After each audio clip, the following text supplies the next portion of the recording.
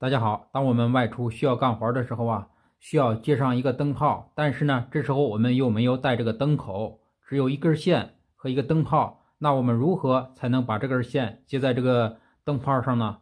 其实啊，非常的简单，我来给大家简单的分享一下。其实啊，把这根电线接在这个灯泡上也是非常的简单。这时候我们需要找两段这样的硬铜线，一个拨得长一些，一个拨得短一些，我们给它做一个简易的灯口。我们把这根长的这个铜线，这样缠绕在这个丝扣上，给它做一个灯口。顺着这个螺纹，我们这样给它缠绕，一定要缠紧一些。缠好了之后，用这个钳子我们给它夹一下。好，把这个地方我们向上一围，大家围的时候，这里必须带一段这个绝缘体，这里必须有一段接缘，这样这个简易的丝扣我们就做好了。接下来我们再找一根这样的硬铜线，给它围一个小的这个金属圈儿，这样。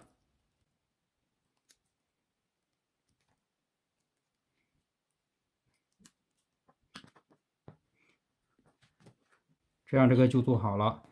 我们把这个对着这里，好，我们比划一下。好，我们把这个丝扣给它拧下来，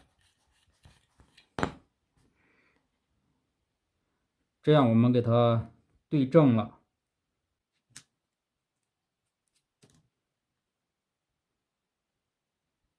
我们把这个地方用胶带给它缠绕上。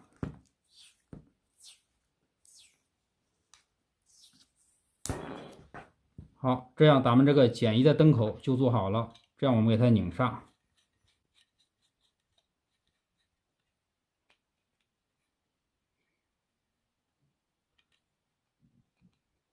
看到没有？这样这一个简易的灯口就做好了。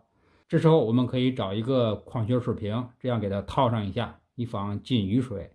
我们把这个地方和这个电线给它接上就行了。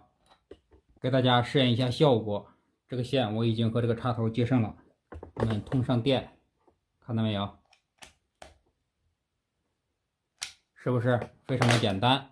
所以说呀，当咱们在接这个灯泡和电线的时候，如果没有这个灯口，我们就可以临时的这样给它制作一个简易的灯口以应急来使用。